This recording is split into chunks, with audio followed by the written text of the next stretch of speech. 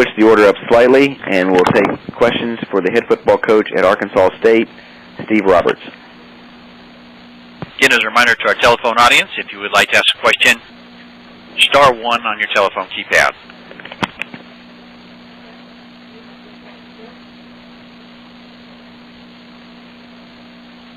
We have our first question from Dan McDonald with the Lafayette Advertiser. Coach. Good morning, Dan. Now that you've had a chance to go back and look at the tape from the ULM game, what were your initial thoughts after? Did anything change from what you saw on Saturday? We played a whole lot better than I thought we played. Overall, we just didn't make plays. We had opportunities to get some stops defensively that we didn't get. We had opportunities to score points. Drop balls in the end zone, missed blocks, several opportunities across the board that we didn't make the plays.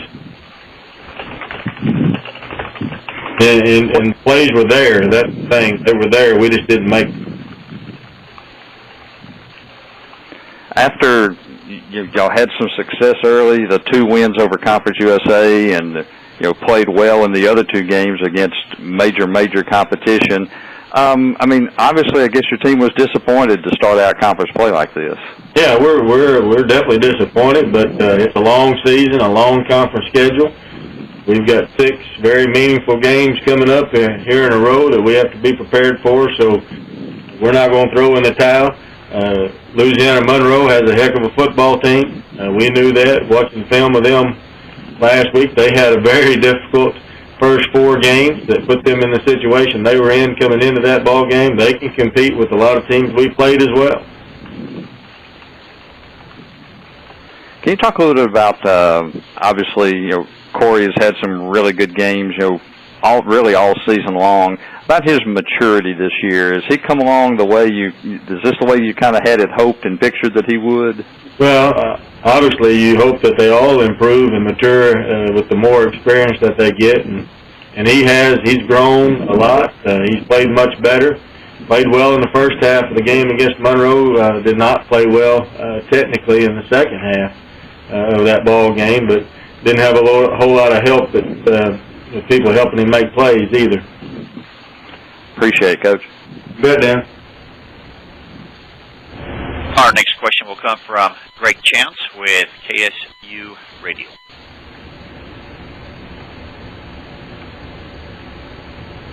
Mr. Greg Chance, KSU Radio, your line is open.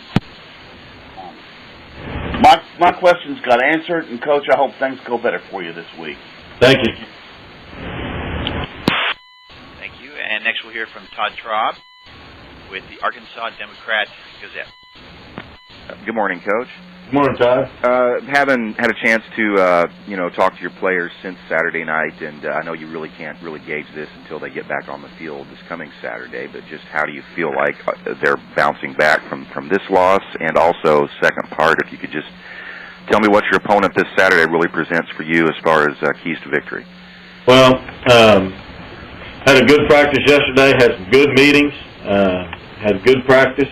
These kids are competitors, and they'll bounce back. We don't ever guarantee we'll bounce back with 6 straight wins or a win this week or anything like that, but they'll come out and they'll compete and they'll give it everything they have. And for that, I'm proud of them and confident that we'll do that. As far as Louisiana-Lafayette, again, another good football team coming into Indian Stadium. They're led by their quarterback, Michael Decimo, who can beat you running the football and throwing the football. He is averaging, I think, right around 150 or something yards a game throwing the football, so he's definitely improved that part of his attack since the last time we saw him as their quarterback. And then Tyrell Finroy, a great running back. He's been nicked up, but a great threat at running back. And then defensively, they'll throw a lot of different looks at you defensively. It seems like, maybe you can correct me on this, but it seems like when you've lost to these guys, it's been down there, and when you've beaten them, it's been in Jonesboro most of the time. Is this really one of those games where just home field is really important in this series? Well, if you go back and you look at conference scheduling, we've only had them here one time. Okay. This is my 6th year. So I'm going back a little further, I guess, now that I think about it. But the schedule, is not falling our way in this series. When you lose teams and add teams to your conference schedule, something's got to give, and unfortunately, that's the way it's been with Lafayette. do you think you're getting a look maybe at a quarterback that gives teams fits the same way maybe Corey gives teams fits with his running and his throwing? Yeah, they're a little bit more deliberate in their quarterback runs than we are. That is a part of our package, but it's not, I guess, focal point like it is with them, but it's a big part of their package. Thank you. Our next question will come from Adam Sparks with Daily News Journal. I kind of a follow-up on the last question. Playing teams at home, this is such a league of parity, home and away, but your guys have kind of set the standard pretty high of winning at home. What is it about playing in that stadium you think your guys bring their best? It's hard to put a finger on. Obviously, playing in front of our fans is huge. We have a great following of fans, and they do everything in their power to help us win. We've had very good crowds here at home. We don't escalate our numbers.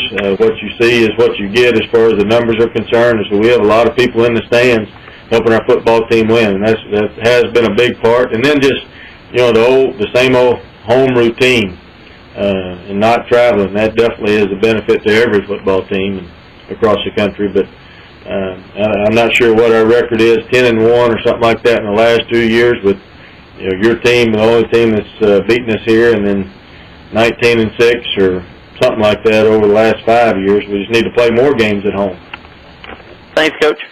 You bet, Adam. We have no questions at this time.